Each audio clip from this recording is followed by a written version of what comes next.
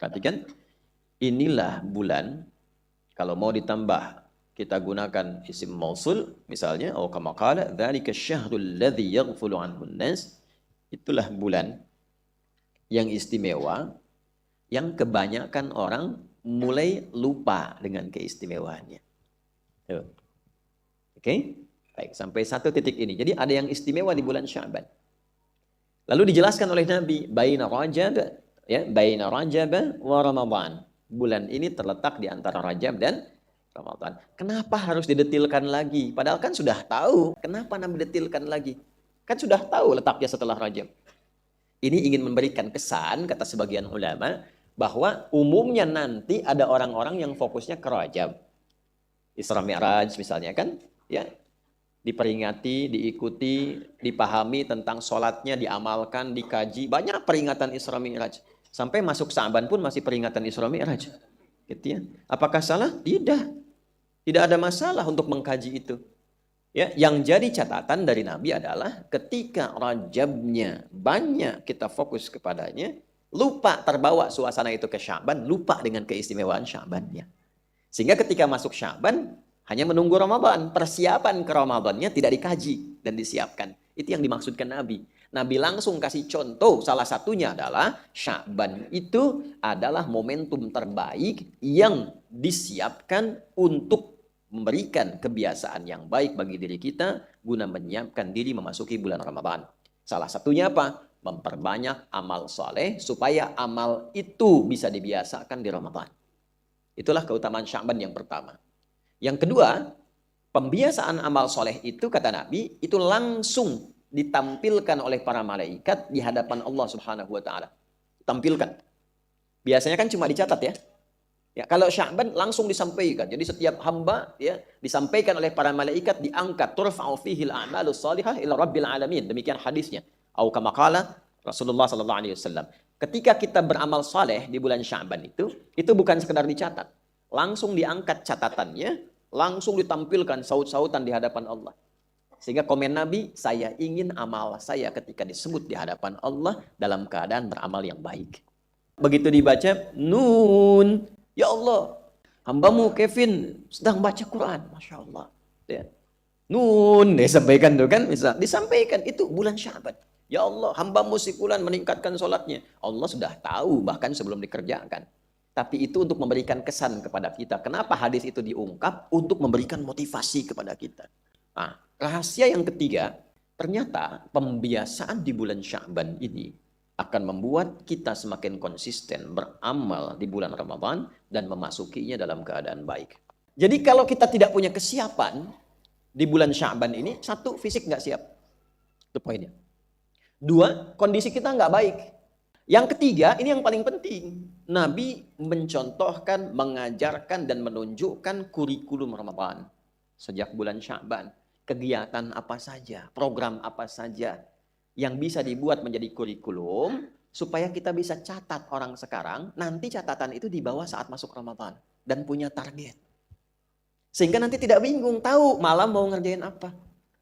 Pagi ngerjakan apa, siang melakukan apa, targetnya berapa, begitu caranya.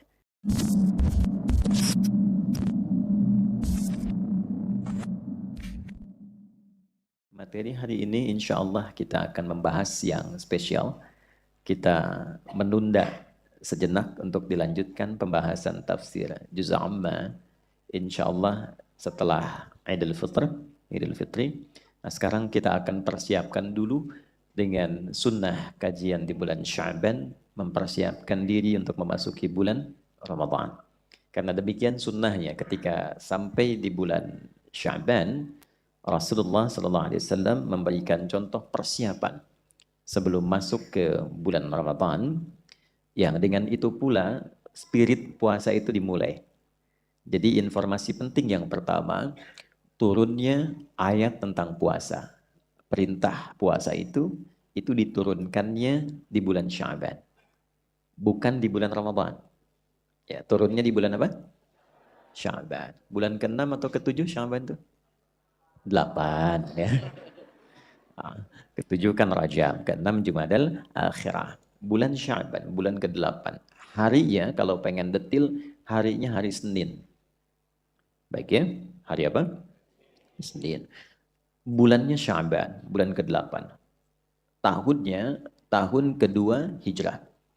Jadi Nabi memasuki tahun kedua di Al-Madinah Al-Munawwarah di bulan yang ke-8 Sya'ban di hari Senin menerima wahyu dari Allah Subhanahu wa taala dengan turunnya Al-Qur'an surah kedua Al-Baqarah di ayat 183. Allah berfirman, A'udzubillahi minasyaitonir rajim. Bismillahirrahmanirrahim. Ya ayyuhalladzina amanu kutiba alaikumus syiyam kama kutiba 'alal ladzina min qablikum la'allakum tattaqun. Baik. Sampai di sini penting dipahami bahwa apa kaitannya. Kan orang sering baca terjemahan dengan tafsir. Tapi sedikit sekarang yang membahas korelasi ayat ini, hubungan ayat ini turunnya di bulan Sya'ban. Apa hubungannya? Apa keterkaitannya? Ternyata salah satu hikmahnya adalah turun perintah ini sebulan sebelumnya agar umat Islam itu bisa diberikan bimbingan oleh Nabi untuk mempersiapkan diri sebelum masuk ke bulan Ramadan. Satu, ada adaptasi secara fisik. Jadi orang-orang yang belum terbiasa puasa, ya, yang mungkin belum bisa beradaptasi, apalagi selama sebulan penuh berpuasa, kan tubuh kita itu punya pola metabolisme yang menyesuaikan. Kalau tidak dibiasakan sebelumnya, kaget, ya, bisa-bisa nanti wudunya kumur-kumur pakai sirup gitu kan, yang bermasalah tuh. Ya. Oleh karena itu penting ada pembiasaan terlebih dahulu. Ini nanti juga menjadi fikih untuk satu mu'alaf misalnya yang baru masuk Islam, yang belum terbiasa puasa penuh. Jadi nanti latihannya bukan di Ramadan, latihannya di bulan Sya'ban. Termasuk anak-anak yang menjelang baligh, anak-anak kecil ya, atau yang mau baligh pas Ramadan tahun ini dilatih di bulan Sya'ban. Jadi ketika dia baligh dan masuk Ramadan itu sudah penuh, tidak sampai zuhur lagi. Ya, tapi sampai maghrib. Ya, jadi latihannya satu secara fisikal, ada adaptasi di bulan Sya'ban. Karena itulah kemudian dalam satu hal Nabi dikonfirmasi oleh seorang sahabat bernama Usama bin Zaid radhiyallahu taala anhu. Kisah ini didokumentasikan oleh Imam Muslim dalam kitab sahihnya, Sahih Muslim nomor hadis 2357. 2357. Ketika beliau bertanya, "Aw kama qala ya Rasulullah, lam araka tasumu." Awas dalam satu riwayat atau dalam satu tafsiran sunnatan kama tasumu Sya'ban. Ya, paham? Tidak. Ini. Ya Rasulullah, beliau bertanya, "Lam araka tasum." Saya tuh jarang melihat Anda, memperhatikan Anda menunaikan puasa sunnah itu ya sebanyak puasa sunnah di bulan Sya'ban. Nah, jadi poin pertama, sahabat itu dalam setiap tindakannya, tutur, perilaku, akhlaknya, itu seling memperhatikan Nabi. Karena memang pedoman utamanya jelas. Quran surah ke-33, Al-Ahzab di ayat ke-21. Laqad kana lakum fi Rasulillahi uswatun hasanah. Atau dalam satu riwayat, Qalun dan Warsh dari Nafi' iswatun hasanah. Ya. Jadi bisa dibaca uswah, bisa dibaca iswah. Ada qudwah, ada uswah, itu berbeda. Ya, kalau qudwah itu satu bentuk keteladanan yang diikuti kita akan jadi baik.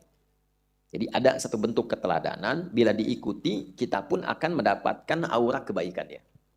Jelas ya? Oke. Tapi kalau uswah adalah bentuk keteladanan yang bila diikuti kita mendapatkan kebaikannya dan dalam saat yang sama kita pun menjadi teladan untuk orang lain. Gitu. Jadi kalau kita mengikuti semua yang melekat pada Nabi, baik sifat, sikap, perilakunya, bukan hanya akan merubah kita menjadi orang baik, tapi saat yang bersamaan kita juga akan menjadi teladan bagi orang sekitaran kita. Nggak percaya silahkan ya. Dari yang kecil-kecil, karena itu harakatnya bisa dibaca dengan kasrah. Riwayatnya dari Qalun, Warash, dari Imam Nafi' Al-Madani. Imam Nafi' Al-Madani itu badannya tinggi besar. Kalau dari Madinah itu biasanya ibu rambutnya keriting atau lurus? Kulitnya putih atau hitam? Hmm. Bibirnya tipis atau tebal? Ya terserahlah.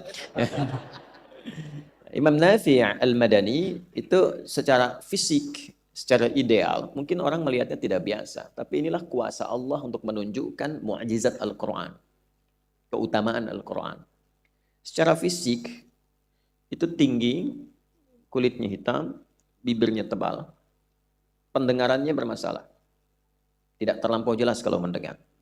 Tapi perhatikan bagaimana Al-Quran memberikan sebuah aura yang mengangkat seorang hamba menjadi begitu istimewa. Imam Nafi' al-Madani ini bisa melihat kesalahan orang dalam membaca Al-Quran dan mengetahuinya hanya sekedar melihat gerakan bibirnya saja. Imam Nafi'. Dan yang kedua, setiap beliau berbicara dan mengeluarkan kata, itu keluar bau harum di lisannya. Itu Imam Nafi' al-Madani. Itu bagaimana Allah memuliakan dengan kemuliaan Al-Quran. Karena Al-Quran itu punya sifat begitu. Makanya mohon maaf kalau saya selalu cerewet kalau terkait dengan Al-Quran. Bukan apa-apa. Karena ingin sekali kita semua mendapatkan keberkahan dan kemuliaan dari Al-Quran itu. Tidak ada tempat, waktu, mau pakai intro atau tidak ya, gitu. Nah, tidak ada tempat, waktu, bahkan figur yang melekat dengan Al-Quran, kecuali merubah semuanya jadi yang terbaik. Saya ambil contoh begini, Quran itu turunnya malam atau siang. Malam itu langsung berubah suasananya, penuh dengan berkah dan keutamaannya lebih dari 1000 bulan. Bahkan diabadikan di Al-Quran surah ke-97.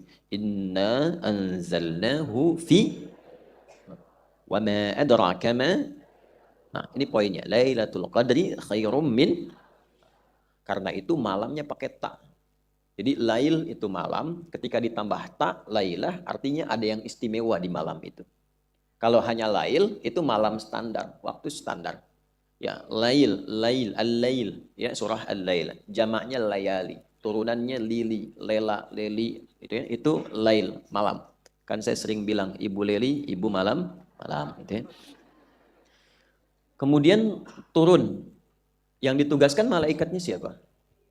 Jibril. Saat Jibril menerima mandat untuk menurunkan Al-Quran kepada Nabi Muhammad SAW, itu naik status langsung jadi Ruhul Amin, Sayyidul Malaika, pemimpin para malaikat. Harinya hari apa? Jumat. Dan Jumat langsung berubah menjadi Sayyidul Ayyam. Bahkan nanti punya keutamaan di surah ke-62. Nabi yang menerima siapa? Muhammad SAW. Dan langsung mendapatkan keistimewaan Sayyidul Anbiya'i wal Mursalin, pemimpin para nabi dan rasul. Turunnya di mana? Mekah. Langsung berkah tempatnya. Hijrahnya kemana? Ke Yathrib dulu. Kapan jadi Madinah? Ketika Quran turun di situ. Gitu. Tadinya Yathrib.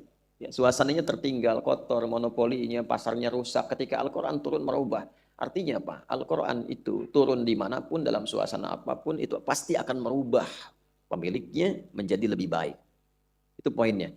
Karena itu orang yang selalu dekat dengan Al-Quran, ulama menyimpulkan hal pertama yang lahir dari dalam dirinya adalah perubahan pada yang lebih baik. Jadi kalau menghafal Quran, membaca Al-Quran, mengkaji Al-Quran, ciri khas pertamanya bukan berapa banyak yang dihafalkan. Tapi ciri khasnya dari sekian banyak yang didapatkan itu, berapa yang mampu merubah kita menjadi lebih baik. Itu ditemukan di Quran surah 35, Fatir, di ayat ke-32. Paling kiri sebelah atas itu di mushaf. ثم أورثنا الكتاب الذين اصطفينا من عبادنا فمنهم ظالم لنفسه ومنهم مقتصد ومنهم سابق بالخيرات بإذن الله. Ayatnya. Dan itu keutamaan terbesar. Dzalika huwal fadlul kabir. Ya, ada penghafal Quran itu ada 3 golongan kata Allah. Golongan yang zalim, dia hafal tapi tidak merubah dirinya. Ya, dia hafal al-ikhlas, qul huwallahu, tapi lisannya bisa mengatakan semua agama sama, menuju pada Tuhan yang sama. Nah, itu disebut golongan zalim. Dia hafal la yashar qaumin qaum, jangan saling mencela, tapi dia mencela. Ya. Dia hafal la yaghtab ba'dukum ba'dha, jangan gibah, enggak boleh bikin hoax. Tapi dia gibah. Saya tidak, Ustaz, bagus. Enggak seperti ibu itu tuh, ibu itu mah kalau itu sama. Ya kan? Nah, itu sederhana tapi dalam sekali gitu ya. Tapi dalam. Nah, biasanya ciri khas pertama itu ahli Quran itu kesimpulan ulama ya. Itu hadir kelembutan. Satu. Kalau ahli hadis nanti hujjah. Kalau ahli fiqih meningkat intelektualnya. Jadi tidak ada materi dalam pelajaran ilmu-ilmu Islam kecuali membentuk kepribadian kita. Itu dahsyatnya. Ya, orang belajar matematika cuma jadi pintar menghitung. Menghitung pintar, tapi belum tentu memperbaiki kepribadian. Di Islam itu, makanya sering saya agak rewel tuh kalau bisa sekolahkan ke pesantren, tapi pesantren yang benar. Karena semua turunan ilmu dalam Islam itu membentuk karakter. Gitu. Dan semua judul bukunya itu ada maknanya. Nah, supaya tidak terlampau kita jauh dalam muqaddimah, karena ini kita belum mulai, ini masih pembukaan. Ini masih pembukaan. Ya, karena itu sahabat tahu semua yang melekat pada Nabi itu karena sifatnya ada iswah yang kecil ataupun yang besar, uswah itu pasti menjadi teladan. Ya. Praktekkan keluar dari sini cara senyumnya Nabi misalnya. Cara senyumnya aja itu sudah membuat aura yang berbeda. Para sahabat, kembali ke hadis tadi, para sahabat itu nyaris semua aktivitasnya dilakukan dengan standar mengamati perilaku Nabi. Sampai kebiasaan Nabi tahu. Dan itu viral. Yang paling menarik, Bapak Ibu, bukan hanya orang dewasa, sampai anak kecil pun pengen tahu kebiasaan tidur Nabi. Nanti kita akan bahas rinci ketika masuk pembahasan tarawih. Ya, nanti 2 jam lagi. Ya, jadi Usama bin Zaid radhiyallahu taala anhu mengamati kenapa setiap Sya'ban itu Nabi puasa. Ya kan? Maka apa jawab Nabi? Perhatikan kalimatnya. Wa kama qala Rasulullah sallallahu alaihi wasallam, "Dzalika syahrun yaghfulu anhu an-nas." Perhatikan, inilah bulan, kalau mau ditambah kita gunakan isim mausul misalnya, wa kama qala dzalika syahrul ladzi yaghfulu anhu an-nas. Itulah bulan yang istimewa, yang kebanyakan orang mulai lupa dengan keistimewaannya. Oke? Baik, sampai satu titik ini. Jadi ada yang istimewa di bulan Sya'ban. Lalu dijelaskan oleh Nabi, baina Rajab, ya, baina Rajab wa Ramadan. Bulan ini terletak di antara Rajab dan Ramadan. Kenapa harus didetilkan lagi? Padahal kan sudah tahu Usama bin Zaid mengatakan, saya tidak melihat Anda banyak menunaikan puasa sunnah sebanyak yang Anda tunaikan di bulan Sya'ban. Kenapa Nabi detilkan lagi? Kan sudah tahu letaknya setelah Rajab. Ini ingin memberikan kesan, kata sebagian ulama, bahwa umumnya nanti ada orang-orang yang fokusnya ke Rajab. Isra Mi'raj misalnya kan, ya, diperingati, diikuti, dipahami tentang sholatnya, diamalkan, dikaji. Banyak peringatan Isra Mi'raj. Sampai masuk Sa'ban pun masih peringatan Isra Mi'raj. Gitu ya. Apakah salah? Tidak. Tidak ada masalah untuk mengkaji itu. Ya, yang jadi catatan dari Nabi adalah ketika Rajabnya banyak kita fokus kepadanya, lupa terbawa suasana itu ke Sya'ban, lupa dengan keistimewaan Sya'bannya. Sehingga ketika masuk Sya'ban, hanya menunggu Ramadan, persiapan ke Ramadannya tidak dikaji dan disiapkan. Itu yang dimaksudkan Nabi. Nabi langsung kasih contoh, salah satunya adalah Sya'ban itu adalah momentum terbaik yang disiapkan untuk memberikan kebiasaan yang baik bagi diri kita guna menyiapkan diri memasuki bulan Ramadan. Salah satunya apa? Memperbanyak amal soleh supaya amal itu bisa dibiasakan di Ramadan. Itulah keutamaan Sya'ban yang pertama. Yang kedua, pembiasaan amal soleh itu kata Nabi, itu langsung ditampilkan oleh para malaikat di hadapan Allah Subhanahu wa taala. Ditampilkan. Biasanya kan cuma dicatat ya. Ya, kalau Sya'ban langsung disampaikan. Jadi setiap hamba ya disampaikan oleh para malaikat, diangkat, turfa'u fihi al-a'malus salihah ila rabbil alamin. Demikian hadisnya. Au kama qala Rasulullah sallallahu alaihi wasallam. Ketika kita beramal saleh di bulan Sya'ban itu bukan sekedar dicatat. Langsung diangkat catatannya, langsung ditampilkan saut-sautan di hadapan Allah. Sehingga komen Nabi, saya ingin amal saya ketika disebut di hadapan Allah dalam keadaan beramal yang baik. Sya'ban beda. Ibu bapak baca Al-Quran di bulan Rajab, dicatat satu hurufnya berapa? 10 kalau ikhlas. Ya. Gitu kan? Nun, lumayan 10 ya. Kalau ikhlas, gitu kan? Tapi Rajab tidak. Begitu dibaca, Nun, ya Allah, hambamu Kevin, ada Kevin di sini. Hambamu Kevin sedang baca Quran, Masya Allah. Ya. Nun, disampaikan tuh kan, misal disampaikan itu bulan Sya'ban. Ya Allah, hambamu si fulan meningkatkan sholatnya. Allah sudah tahu bahkan sebelum dikerjakan. Tapi itu untuk memberikan kesan kepada kita. Kenapa hadis itu diungkap? Untuk memberikan motivasi kepada kita. Allah sudah tahu sebelum dikerjakan. Saat dilakukan sangat memahami. Tapi itu disampaikan kepada kita supaya kita yang tidak tahu termotivasi dengan pengetahuan itu. Itu maksudnya. Nah, rahasia yang ketiga, ini saya buka Sya'bannya dulu. Rahasia yang ketiga adalah ternyata pembiasaan di bulan Sya'ban ini akan membuat kita semakin konsisten beramal di bulan Ramadan dan memasukinya dalam keadaan baik.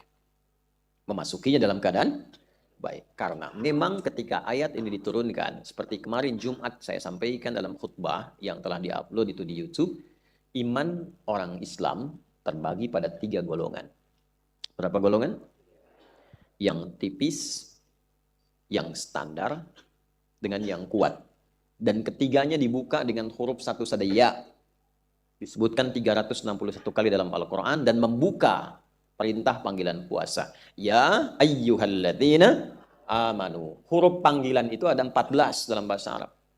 Ini santri atau mahasiswa yang ngaji, kalau nanti ngaji nahu, gramatikal bahasa Arab, misalnya ingin cari syarah di kitab Alfiyahnya Ibnu Malik, syarah Ibnu Aqil, cari yang tahqiqnya Muhyiddin Ad-Darwishi. Itu bagus sekali, 2 jilid.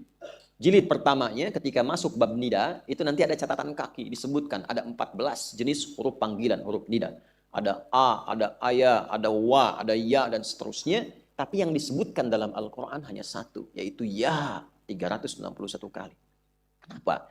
Karena ya satu-satunya huruf yang mencakup semua fungsi huruf panggilan ini. Linida'il qarib, nida'il mutawassit, wal ba'id. Ya, dia difungsikan memanggil jarak yang dekat, jarak menengah, plus jarak yang jauh. Kalau ini ditempelkan pada suasana iman, saya detilkan begini ya.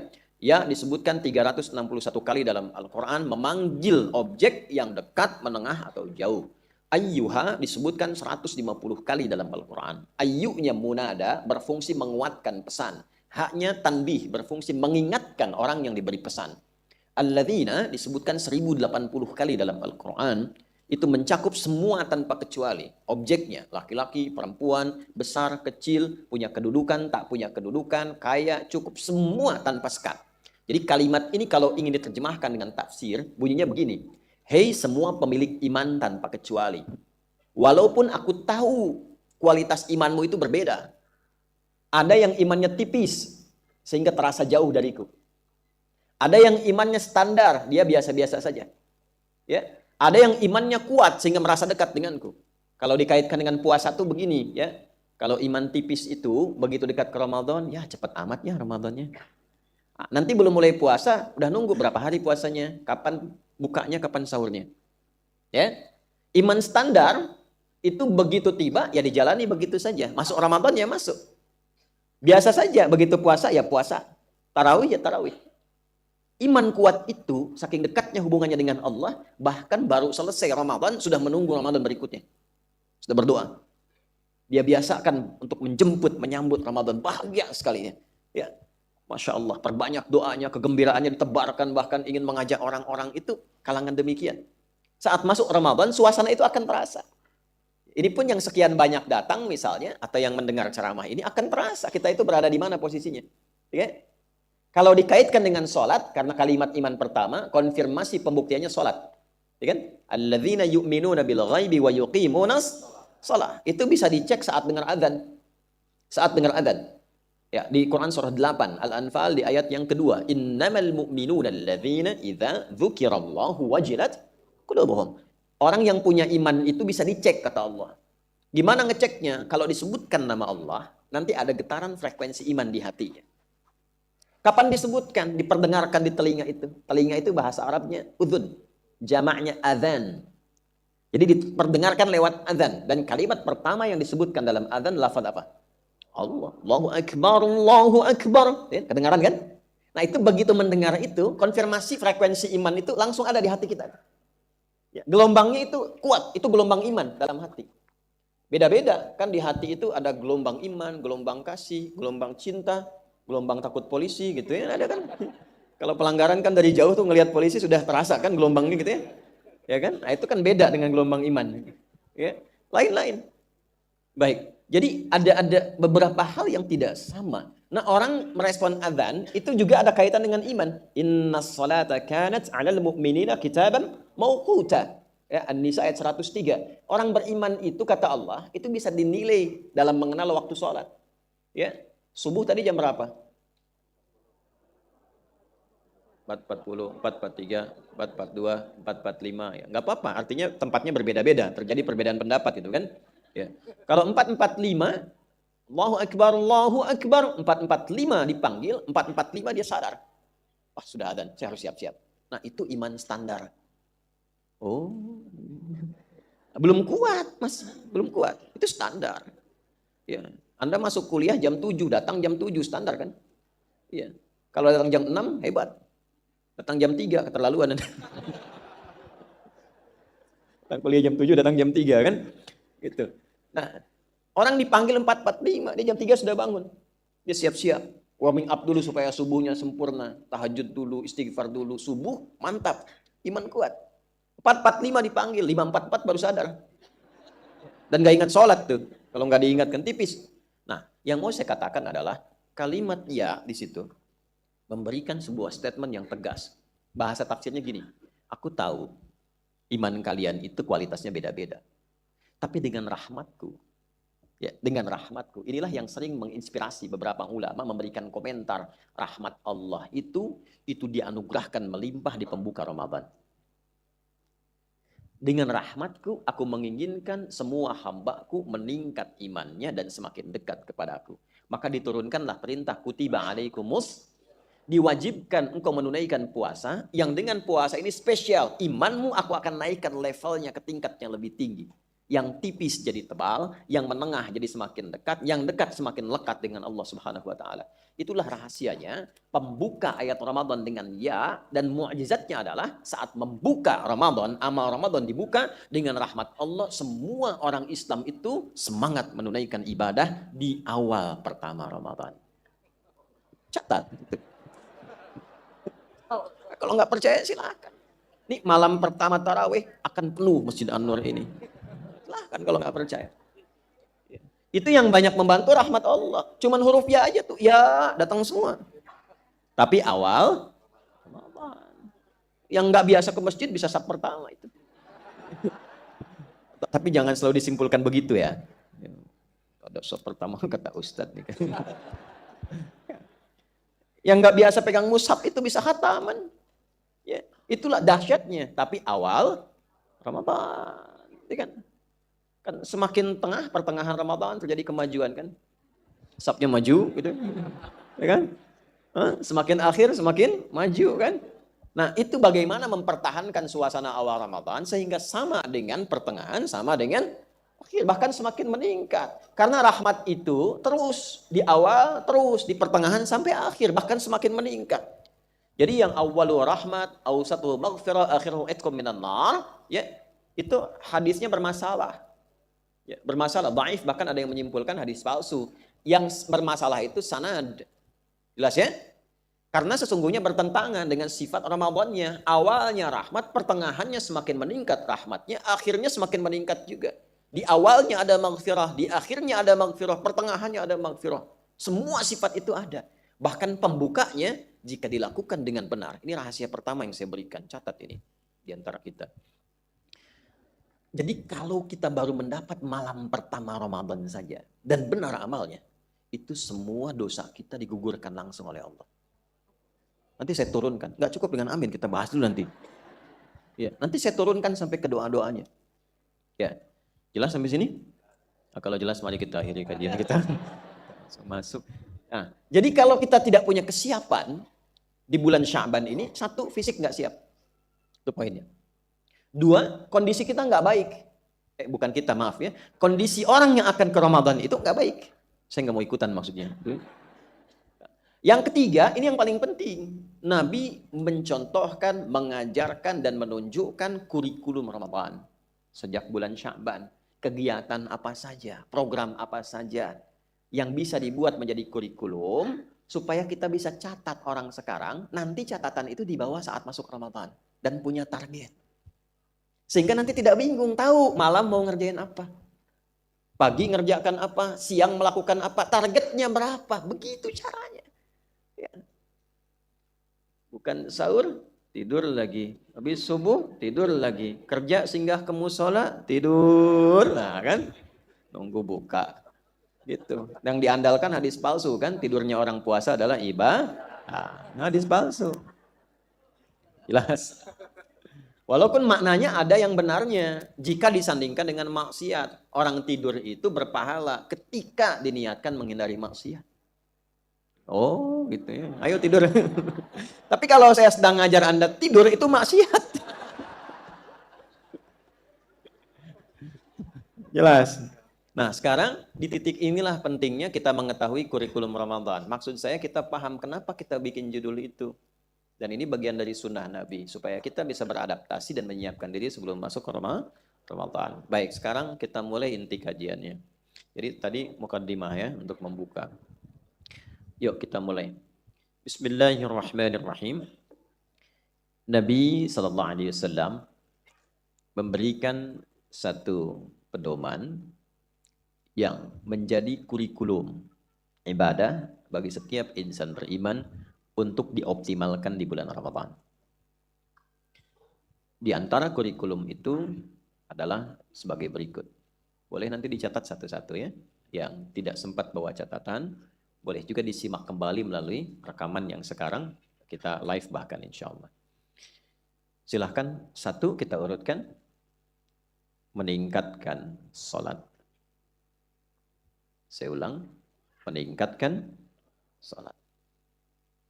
Saya letakkan nomor satu karena nanti itu memang amalan pertama yang akan kita kerjakan di paket Ramadan. Dua, tulis dulu poin-poinnya, baru setelah itu kita kemudian detilkan. Meningkatkan interaksi dengan Al-Quran. Meningkatkan interaksi dengan Al-Quran. Tiga, memperbanyak sedekah. Memperbanyak sedekah. Sudah?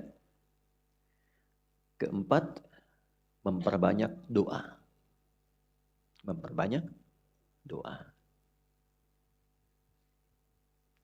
Kelima, memperbanyak taubat. Memperbanyak taubat. Sudah? Ya. Mari kita detilkan. Yang pertama meningkatkan salat. Yuk kita urut ya supaya ada pointer pembahasan kita yang terukur. Nanti di akhir pun saya berikan informasi yang insya Allah cukup detil untuk diungkap. Satu, mohon maaf, meningkatkan salat. Meningkatkan salat. Poin pertama adalah jumlah rakaatnya. Kalau ditingkatkan itu kan nambah kan? Naik ya? Baik. Jumlah rakaat. Dan oke. Kedua,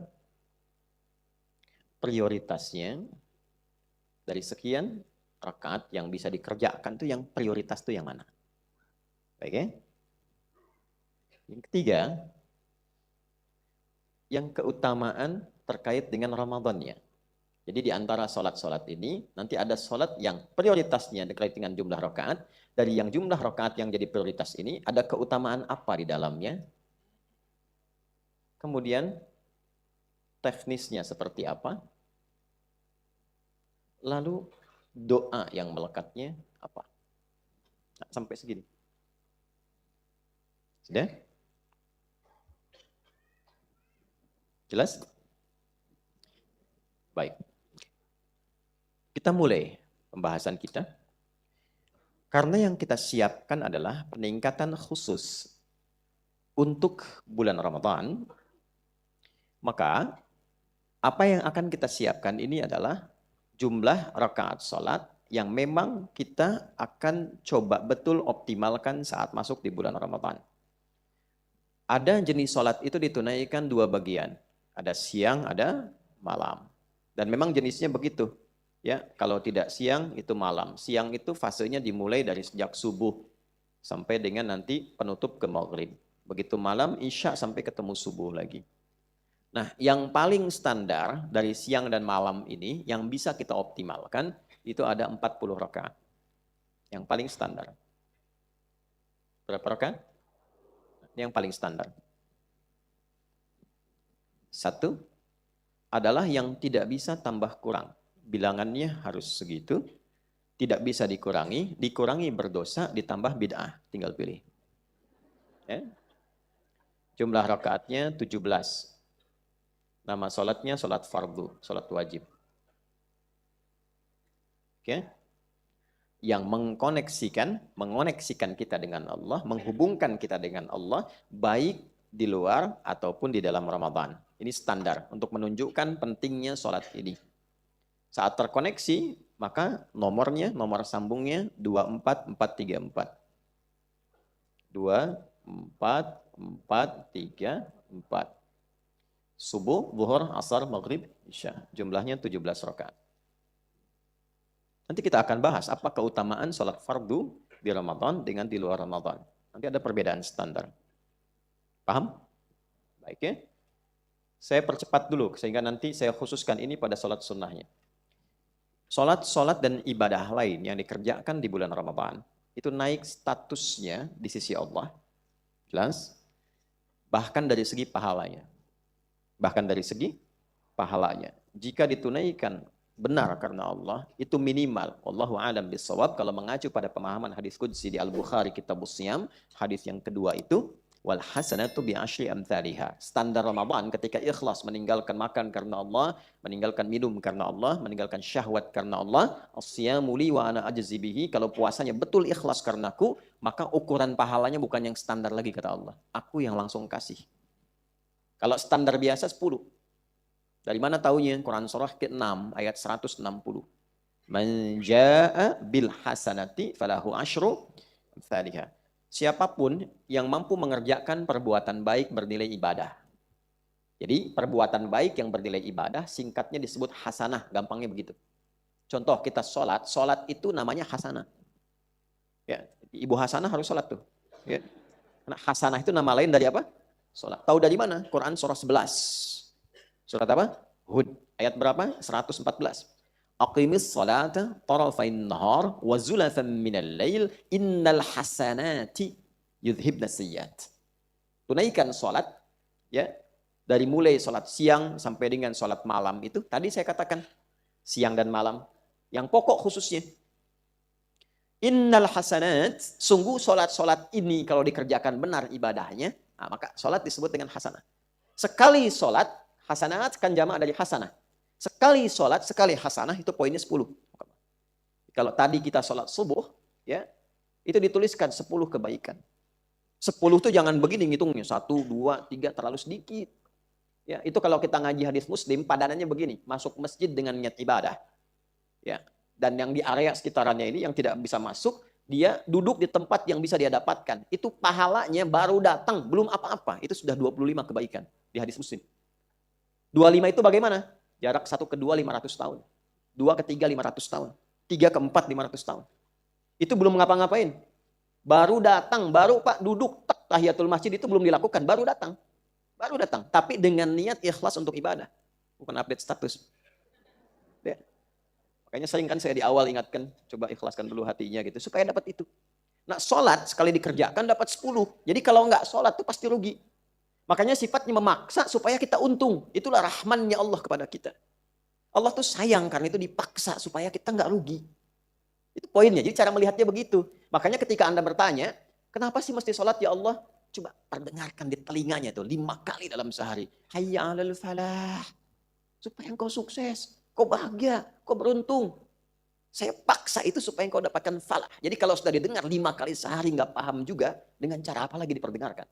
Dan kalimat itu tidak pernah berhenti 24 jam. Itu yang menjadikan waktu sholat itu terasa ada bedanya jaraknya.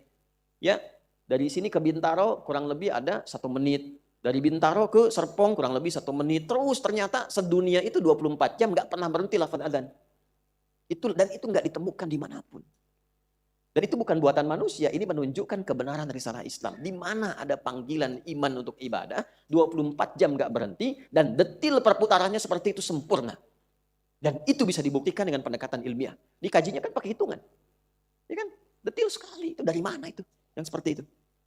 Nah, itu sifatnya demikian. Karena itu, kalau ditunaikan dengan berjamaah, dikali lagi 27. 10 kali 27. Kalau ditunaikan di masjid, kali lagi 25. Berapa banyaknya? Makanya rewel kan? Kerjakan jamaah, kerjakan di masjid. Supaya apa? Ketika bagian dari laki-laki perwakilan keluarga dapat sesuatu, menjadi syafaat untuk keluarganya. Paham sampai sini? Maksud saya, kita memahami agama itu seperti itu, sehingga tidak menjadikan ibadah sebagai beban. Sebagai motivasi. Jadi kalau ibadah itu dipahami sebagai beban, rasanya nanti nggak nyaman. Allahu Akbar, Allahu Akbar. Ya Allah, masih enak tidur kok adzan. Allahu Akbar, Allahu Akbar. Tadi kan udah ya Allah zuhur kok asar gitu. Tapi ketika Allahu Akbar, Allahu Akbar. Nah, kunci kebahagiaan saya datang nih. Lebaik ya Allah. Sami'na wa ata'na. Datang. Udah. Dulu begitu. Allahu Akbar, Allahu Akbar. Gemetar. Ali gemetar. Ya. Tiba panggilan yang kalau terdengar gunung-gunung sadar, gunung bisa meledak. Saking dahsyatnya. Saking rahmannya Allah itu sampai gemetar. Nangis tuh. Saking merasakan cinta kasih Allah itu. Ya. Sami'na wa ata'na. Itu poinnya. Nah, Ramadan kali 10 lagi. Kali 10 lagi dari yang biasa. Jadi jangan sampai terlambat. Saya katakan terlambat, apalagi nggak sholat. Apalagi tidak sholat. Jadi begitu sholat ditunaikan, ikhlas karena Allah, di bulan Ramadan, itu potensi pahalanya dikalikan 10 lagi dari hari yang biasa. Tunaikan di masjid, kalikan 25, berjamaahnya kalikan 27, kan ada orang ke masjid juga nyusul sholatnya sendirian, itu kan? Nah, maka usahakan sholat berjamaah. Karena itu kalau ada jamaah masbuk, ya datang dan terlambat sudah selesai. Ya, Bapak kenapa masbuk? Oh, saya sih Mas Soleh sebenarnya gitu, cuman karena tadi macet jadi masbuk. Nah, itu nggak usah banyak perdebatan. Satu orang bantu jadi imam supaya jadi jamaah lagi. Itu fikihnya begitu. Ya, bukan digunjingkan tuh lihat tuh itu masbuk terus tuh. Nah, bukan. Anda jadi imam untuk dia supaya sifat jamaahnya terjaga. Paham ya? Oke, ini poinnya. 24, 4, 3, 4. Catat. Ya, 1, 2, kan baru 17. Salat di luar fardu, selain fardu, selain yang wajib. Namanya apa? Nafilah. Nafilah. Salat nafilah. Jamaknya nawafil. Babun nawafil. Ya, jamaknya nawafil. Nafilah itu artinya gini, satu tambahan, tapi membuat yang pokok jadi terlihat indah, eksotis, dan semakin sempurna. Contoh, ekor sapi itu di bahasa Arab disebut nafilah. Baik ya? Kira-kira kalau sapi tanpa ekor hidup tidak? Hidup, biasa saja kan? Tapi begitu ada ekornya kelihatan lebih sempurna kan? Ya kan? Nah, ada sholat yang ngekor, sholat fardu. Ya, kita nggak tunaikan sholat itu pun sah sholat fardunya. Tapi kalau dikerjakan sholat itu, dia menutup ruang-ruang yang kosong di sholat fardu. Yang kurang sempurna, yang lalai saat sholat, takbir pertama fokus betul sholat, begitu rakaat kedua ingat kreditan. Betul kan? Ingat jemuran belum diangkat musim hujan. Nah itu yang nutupnya itu ini. Nafilah, nawafil. Maka optimalkan dulu yang melekat dengan yang fardu supaya bebannya ringan. Kalaupun dianggap sebagai beban, tugas, itu ringan karena nempel dengan yang fardu. Waktunya nggak terlalu jauh. Dan orang umumnya banyak menunaikan. Ya, karena nempel dengan yang fardu, berurutan, runtut. Jadi ada yang sebelum fardu, setelah fardu, runtut tuh. Runtut bahasa Arabnya tertib. Ditambah tambahan rotib. Jamakkan rawatib. Jelas? Tambahan bagi yang pokok. Yang pokok itu, ya, kalau orang dapat gaji itu pokok disebut dengan ratib, tambahan. Ya, tambahan pokoknya disebut ajrun lahum ajrun ghairu mamnun. Pemberiannya ujrah. Yang nempel ke situ disebut rawatib. Maka inilah sebabnya disebut dengan sholat rawatib. Hukumnya bukan fardu untuk menegaskan supaya tidak memaksakan diri pada kondisi yang tidak memungkinkan. Hukumnya sunnah itu apa sih? Sebentar, ada sunnah dalam ilmu hadis, ada sunnah dalam usul fiqih, ada sunnah dalam fiqih, ngajinya begitu. Oke? Nah, pengertian sunnah nanti dalam hadis beda dengan pengertian sunnah dalam fiqih. Ya, kalau dalam hadis itu bedanya sunnah dengan hadis. Hadis ma usnida ila nabi sallallahu alaihi wasallam min qaulin aw fi'lin aw taqririn aw sifatin khilqiyatin aw khuluqiyatin. Paham? Tidak. Semua yang dilekatkan pada nabi, semua disandarkan pada nabi, baik perkataan, perbuatan, sifat, ketetapan, perilaku beliau, ya kan? Semua yang dilekatkan pada beliau itu disebut hadis. Jelas? Tapi kalau beliau kerjakan itu secara langsung, kan ada yang dikatakan tapi nggak dikerjakan. Ada. Ada yang ditetapkan tapi Nabi nggak melakukan. Nabi menetapkan hukumnya boleh, tapi Nabi tidak melakukan itu. Ada. Contoh bab makanan. Makan daging dob. Dob. Ya. Hewan di padang pasir itu yang seperti biawak gitu ya. Ada orang menyebut kadal Arab dan sebagainya gitu. Dia itu yang cepat jalannya, itu dob namanya. Dob. Nabi nggak makan itu. Nggak makan. Tapi Khalid bin Walid, panglima perang, membawa itu. Setelah dimasak, selesai dihidangkan di hadapan Nabi. Begitu dihidangkan, Nabi nggak makan. Komen? Tidak. Ya. Apakah like, dislike juga? Belum tentu juga. Maka Khalid mesti menguji. Diuji, dimakan oleh beliau, Nabi diam. Tidak melarang, tidak juga menyarankan. Dalam ilmu usul fiqih disebut takrir, namanya ketetapan. Nabi yang membolehkan. Sebab kalau itu haram, langsung bilang, Lid, jangan Lid, haram. Gitu? Orang kita lah begitu kan, ya, kalau nyingkatnya. Ya. Jangan, itu haram, tapi dibiarkan. Itulah takdir namanya. Diam itu tanda setuju. Dan nanti kaidah ini diterapkan di bab nikah, Bu, dalam lamaran. Kalau anak ibu dilamar, ingin memberikan jawaban kepastian, jawab, jangan diam. Ketika diam dianggap setuju. Itu betul, maka muncul kaidah itu di usul fikih. Ya, viral sekali. As-sukutu alamatu heeh. Ya. Diam itu tanda setuju. Nah, itu kaidah. Ya. Nah, kenapa Nabi nggak makan? Sederhana, persoalan selera. Kalau ada kambing, kenapa harus makan? Bob. Ya kan? Karena selera saja. Kenapa Khalid mesti memaksakan diri untuk mencoba di hadapan Nabi? Karena Khalid ini jenderal perang. Tugasnya banyak keluar. Dan tidak setiap keluar menemukan kambing guling. Ayam tangkap, ayam panggang, ayam macam-macam. Tidak ketemu. Ini nanti jadi hukum rumus bagi pasukan-pasukan khusus yang berjuang. Kalau nggak ketemu kambing, nggak ketemu ayam, gimana hukum makanan seperti itu? Muncullah nanti hukum qiyas namanya. Paham sampai sini? Nah, ini inilah dalam hadis. Jadi tidak setiap yang hadis disebut sunnah. Sunnah itu kalau Nabi mengerjakan secara langsung, dan nanti ditunjukkan punya dua sifat. Yang boleh kita ikuti, yang tidak boleh kita ikuti. Yang boleh kita ikuti sunnah makan, bab makanan lagi. Ya, misalnya idza quddimat ta'am, ya, maka jika hidangan itu dihidangkan di hadapan kita, kul khudh biyaminika ma yalik. Ambil dengan tangan kananmu yang paling dekat denganmu. Samillah, sebut nama Allah sebelum dimakan. Sebut nama Allah sebelum diminum. Bismillahirrahmanirrahim. Demikian di Al-Bukhari. Paling singkat bismillah. Bismillah itu paling singkat, gitu. Ya, kalau mau dilengkapi Bismillahirrahmanirrahim. Itu sunnah, begitu diikuti dituliskan pahala dan turun cinta Allah. Ada yang Nabi kerjakan dalam hidupnya, tapi kita nggak boleh ngikuti. Maaf Bu ya, jangan terlalu sensitif. Misal pernikahan Nabi dengan berapa istri? 11 istri, 1 milkul yamin, tidak berlaku bagi Anda. Jelas? Dah jangan terlalu jauh, baik kesini lagi. Ini jumlahnya ada 12 yang sunnah di bab usul fikih. Saya terangkan lagi, masuk ke fikihnya. Apa itu sunnah secara fikih? Secara fikih itu bila dikerjakan dapat pahala. Perhatikan definisinya. Bila dikerjakan dapat, tak mampu mengerjakan karena alasan yang jelas, udzur syar'i, maka tidak mengapa. Saya kurang sepakat dengan definisi begini. Bila dikerjakan dapat pahala, ditinggalkan tidak berdosa. Pertanyaannya, kenapa Anda tinggalkan ketika Anda mampu melakukannya? Ya.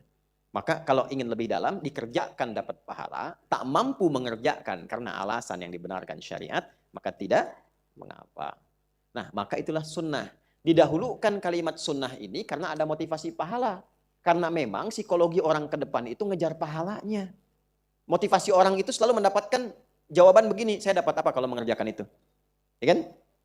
Ya kan? Saya kalau kesini dapat apa? Maka ulama mempopulerkan nama sunnahnya dibandingkan dengan nafilahnya supaya memberikan kesan kalau Anda kerjakan ada pahalanya loh, gitu.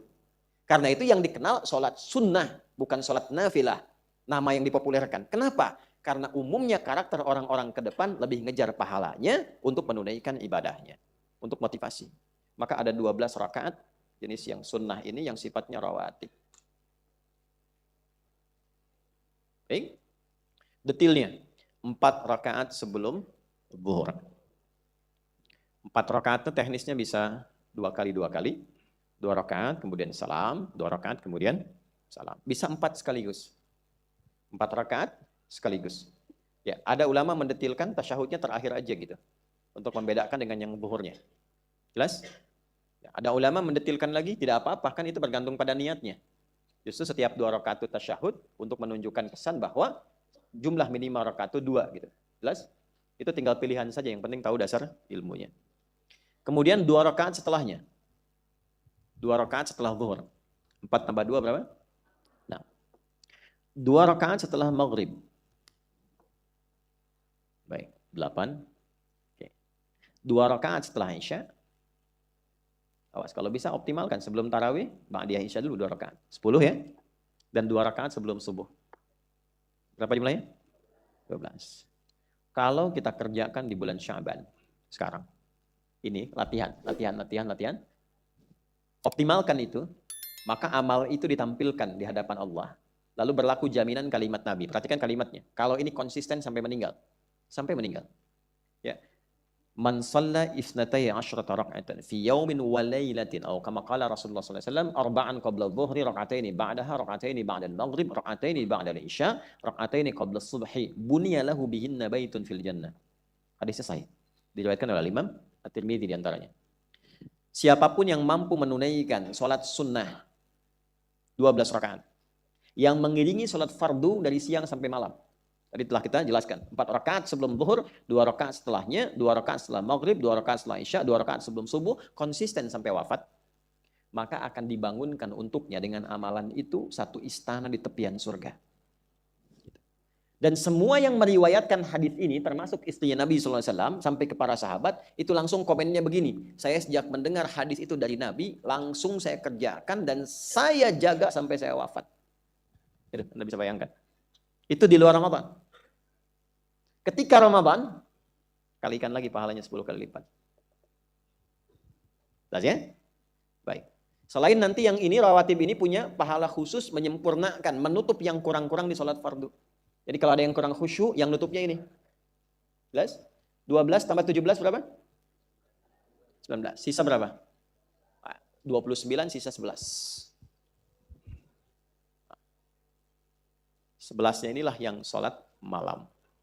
Ya, masih ingat tadi? Malam itu apa bahasa Arabnya? Lail. Sholat ketemu lail jadi apa? Sholatul lail. Sholat lail atau qiyamul lail. Lain atau nama lainnya qiyam lain. Ini yang saya kotaki. Karena ini yang dimaksudkan turunan prioritas, punya keutamaan, teknisnya bagaimana, doa apa yang menyertainya. Ya, karena ini yang khusus di bulan Ramadan. Baik ya? Yuk kita ambil dulu ayatnya tentang sholat ini. Yang terkait dengan paket Ramadan dulu ya. Karena Ramadan itu satu paket, siang dan malam. Malamnya puasa, malamnya sholat. Jelas? Ya, jadi kalau Anda puasa saja, sah puasanya. Tapi tidak mendapatkan keutamaan malamnya. Tidak mendapatkan kesempurnaan Ramadan. Kenapa saya katakan tidak mendapatkan keutamaan dan kesempurnaan Ramadan? Karena kalimat Allahnya jelas dalam firman-Nya di Al-Quran. Surah kedua Al-Baqarah. Di ayat 187. Lihat ke ujungnya. Thumma atimmus siyama ilal lail. Ada? Ayo, kalau di pembuka kan uhilla lakum lailatas siyami rafathu ila nisaikum hunna libasul lakum wa antum libasul lahun. Alimallahu annakum kuntum takhtanuna anfusakum fataba alaikum wa afa ankum fal'ana bashirum hunna wabtaghu ma kataballahu lakum wa kulu washrabu hatta yatabayyana lakumul khaytul abyadu minal khaytil aswadi minal fajr. Thumma atimmus siyama ilal lail. Sempurnakanlah puasa itu sampai dengan ke malamnya. Maksud malam di situ ada paket puasa. Paket Ramadan maksudnya. Kalau puasanya yang menahan diri dari lapar, haus, tidak makan, tidak minum, menahan diri dari syahwat dan ketentuan-ketentuan yang berlaku di dalamnya, dimulai dari sejak subuh, berhenti di maghrib. Awas, Nabi yang lakukan, Nabi itu, Nabi ya, Nabi loh. Bu, Nabi. Ya. Orang paling soleh, Rasul paling tinggi, paling istimewa, puasanya sampai maghrib. Nah, kenapa saya katakan ini? Karena nanti ditemukan ada golongan yang sampai isya. Jadi jangan terlampau soleh. Ya. Sampai apa? Maghrib. Nah, yang lail malamnya adalah penyempurna dari paket puasa. Apa itu? Ibadahnya satu, sholat. Jelas ya? Ibadahnya apa? Sholat. Nah, sholatnya sholat apa? Sholatnya lail. Sifatnya nanti punya sifat. Nah, ini yang kita detilkan. Inilah pembahasan yang mahal, yang jarang diungkap. Baik, apa keutamaan pertamanya? Al-Bukhari, nomor hadis 37. Sudah? Hadis Muslim, nomor hadis 759. Kita pakai hadisnya dulu. Al-Bukhari, nomor hadis 37. Hadis Muslim, nomor hadis 759. Periwayatnya sahabat Abu Hurairah radhiyallahu taala anhu mendapatkan langsung informasi A1 dari Nabi sallallahu alaihi wasallam. Beliau bersabda, perhatikan kalimatnya. Man qama ramadhana imanan wahtisaba ghufira lahu ma taqaddama min dhanbi. Allahu akbar. Man qama ismun mausulun, man ismun mausulun yadullu 'ala al-fardiyatil 'ammiyah. Konjungsi kata sambung menunjuk objek yang sifatnya personal tapi berlaku umum. Jadi cara menghadapi kata man itu begini. Kalau Nabi katakan man, siapapun ya. Siapapun. Itu artikannya begini. Rasakan hadis itu Nabi sedang bicara untuk kita secara personal. Itu cara memahaminya. Ya. Jadi ketika Nabi mengatakan man qama ramadhana, saya baca itu. Maka bawa ke suasana personal. Dipersonifikasi namanya. Saya katakan seakan Nabi mengatakan kepada saya pribadi, hei Adi Hidayat. Hei fulan, hei fulana. Senang kan kalau kita mendengar itu seakan Nabi kan bilang ke kita.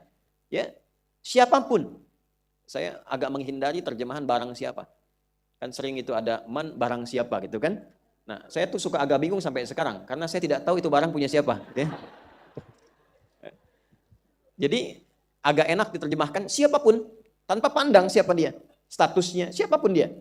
Qama ramadhana. Dia menunaikan. Qama itu jelas menunjuk kepada sifat sholat. Ya, qama turunannya aqama. Aqama turunannya yuqimu. Yuqimu jamannya yuqimuna. Kalimat yuqimuna pertama kali di Al-Baqarah ayat 3 disandingkan dengan sholat. Alladzina yu'minuna bil ghaibi wa yuqimunas. Turunannya aqim perintahnya. Aqimis sholata liduluki syamsi ila ghasaqil lail. Quran surah 17 ayat 78. Jamaknya aqimu. Al-Baqarah ayat 43. Wa aqimus shalah wa atuz zakah. Jadi turunan kata itu ketika ada qama, aqama, yuqimuna, itu jelas menunjuk pada perintah isyarat kesempurnaan sholat. Karena itulah sebelum sholat ada iqamah. Aqama, yuqimu, iqamah. Cuma disingkat orang kita dengan komat. Komat. Gitu ya. Nah, jadi orang Arab itu kalau nyingkat, itu kalimatnya masih utuh. Adi Hidayat ya, nyingkatnya di depan. Ya Adi, ya Syekh Adi gitu kan. Masih utuh kalimat awalnya itu.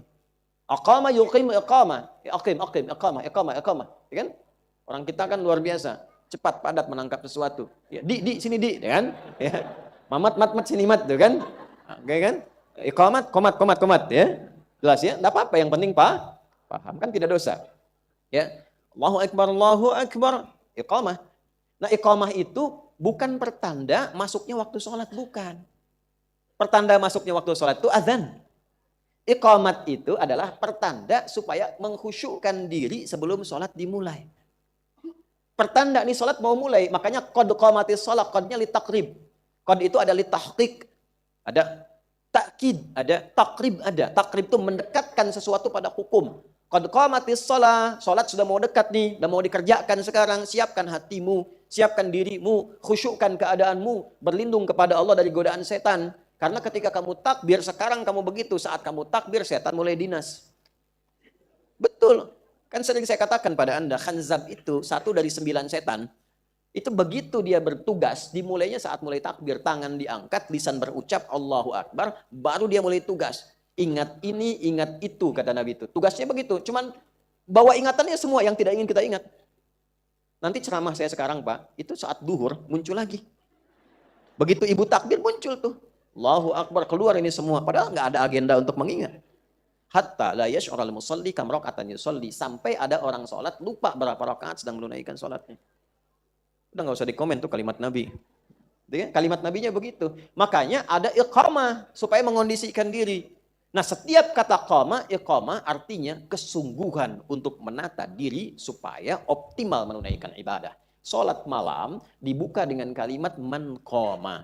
Nabi seakan memberi pesan, ini salat nggak main-main, istimewa, paket Ramadan, menunjukkan kesempurnaan, ada keunggulannya khusus. Karena itu kalau menunaikan salat ini, tunaikan dengan kesungguhan, jangan main-main. Serius. Kata qama menunjukkan kesungguhan. Serius. Allahu Akbar. Nanti kita bahas.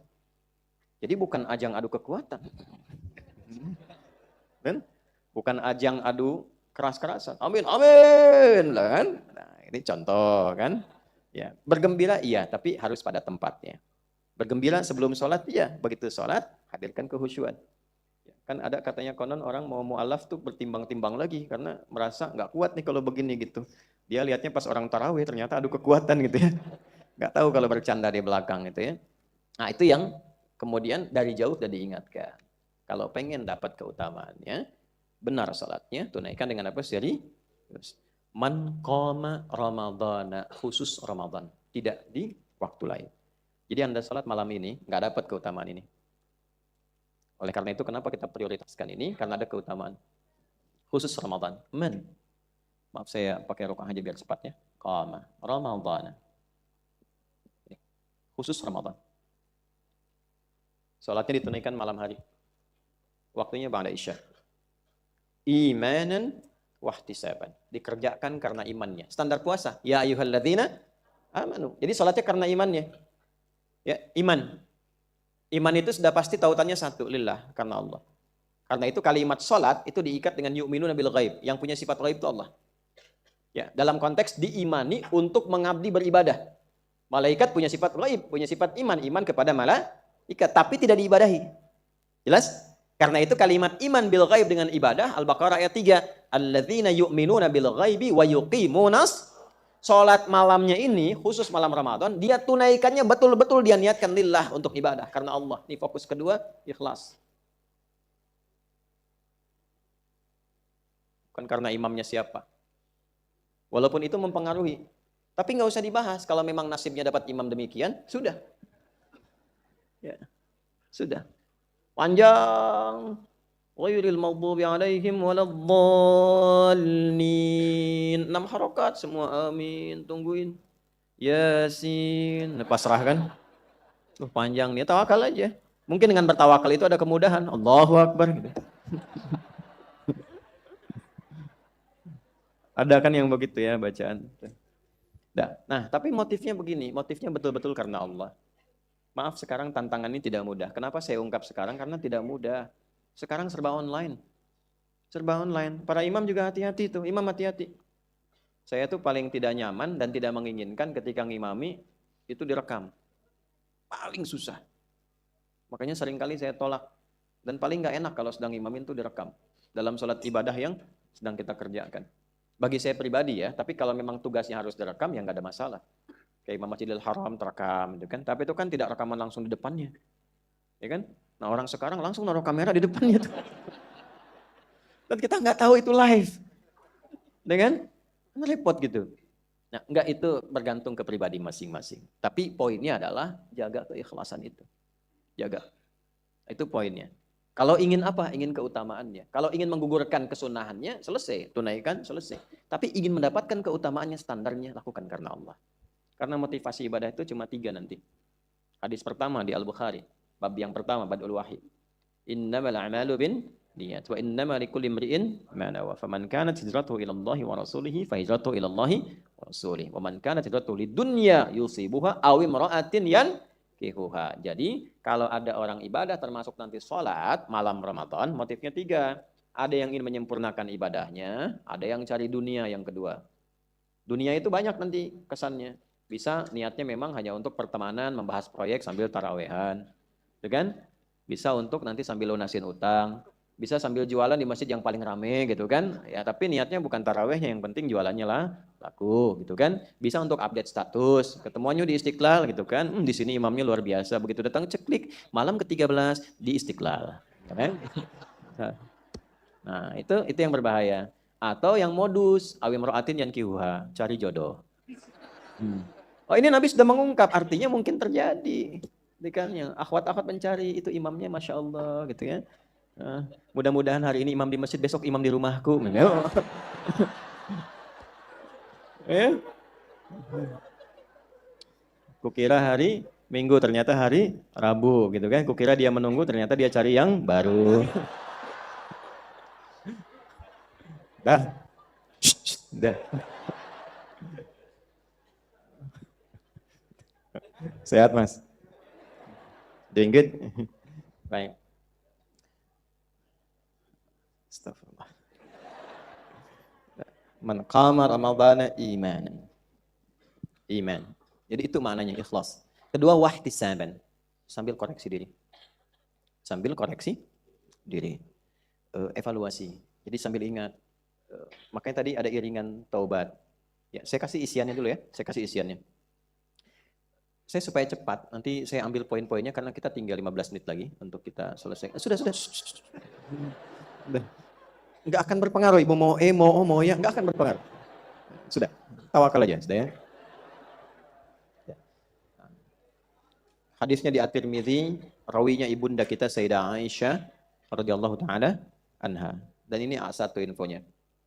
Ya Rasulullah, wahai Rasulullah SAW. Perhatikan detil ini ya, perhatikan.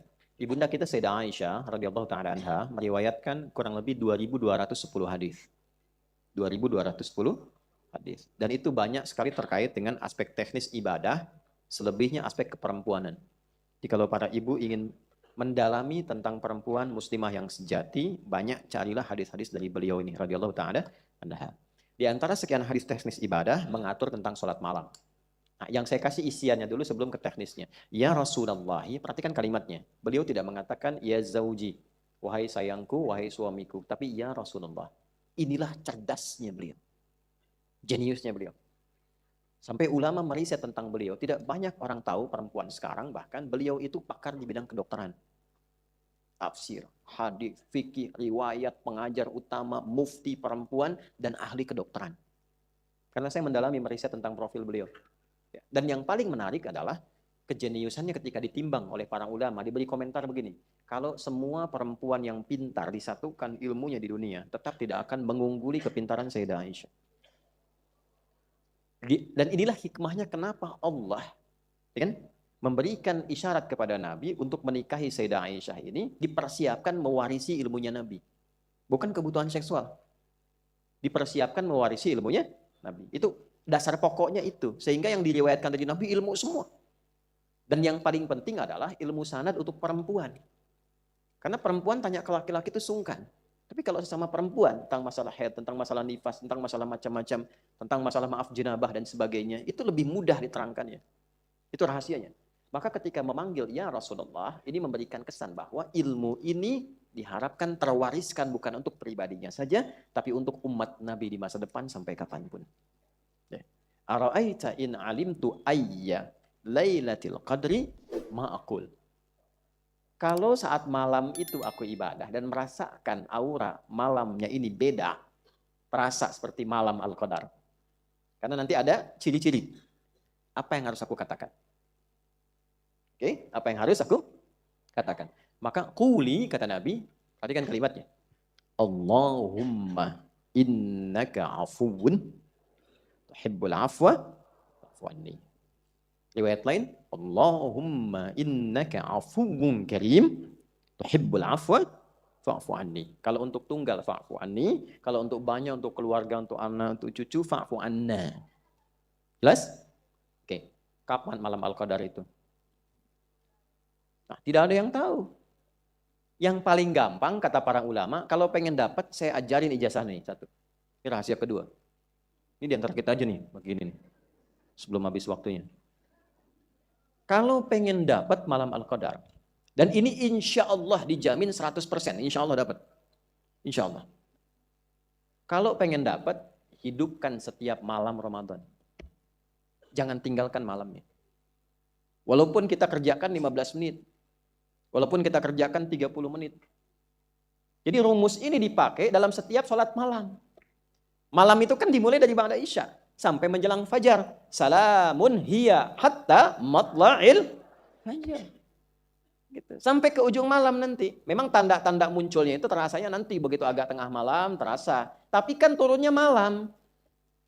Jadi malam itu dimulainya dari ba'da isya. Ini yang jarang dikupas. Ya. Makanya tadi saya katakan penting Sya'ban untuk latihan supaya aura Ramadan sampai akhir stabil.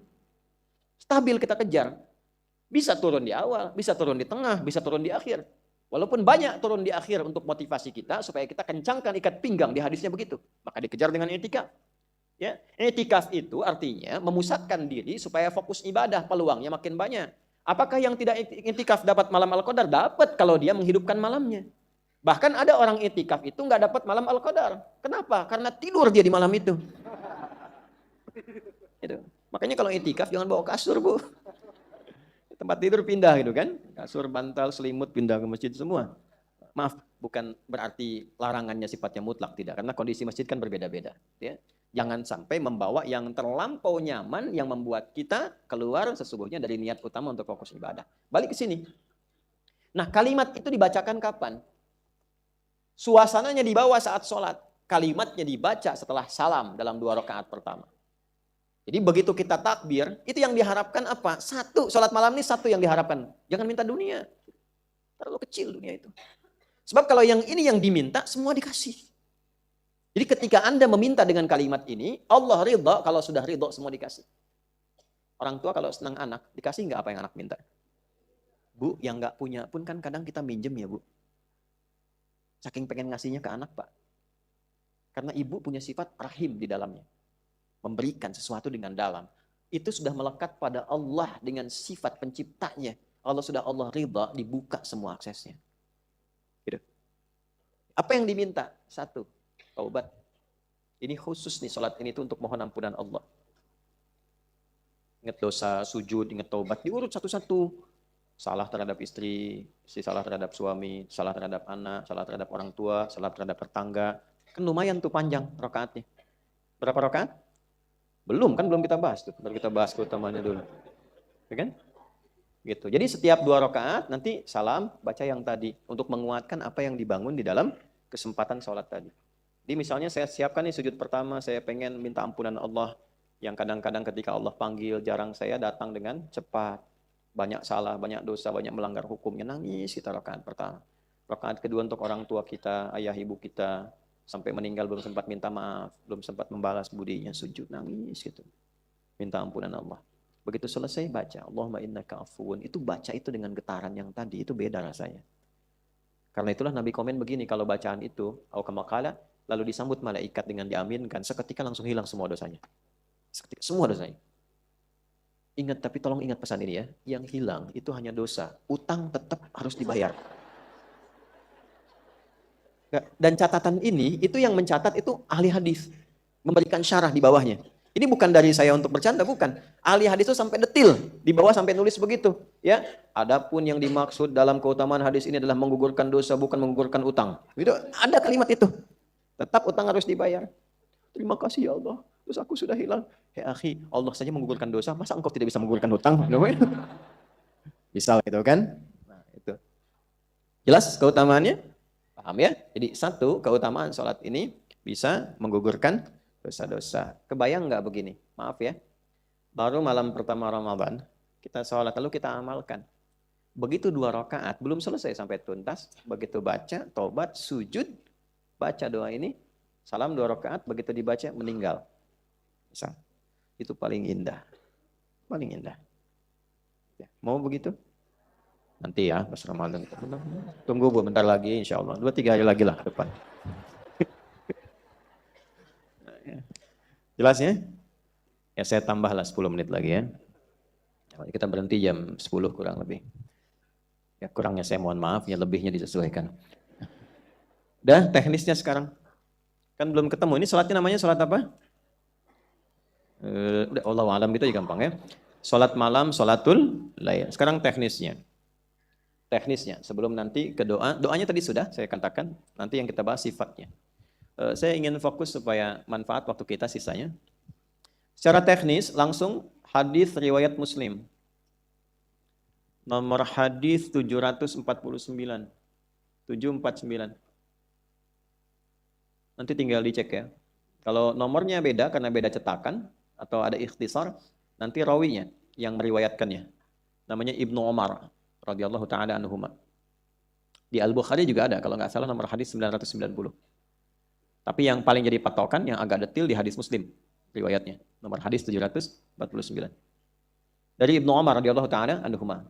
Saya buka kisahnya dulu supaya gampang. Jadi satu kali Ibnu Umar ini melihat ada seorang bertanya kepada Nabi mengonfirmasi tentang sifat sholat malam. Sedangkan Nabi sedang berkhutbah.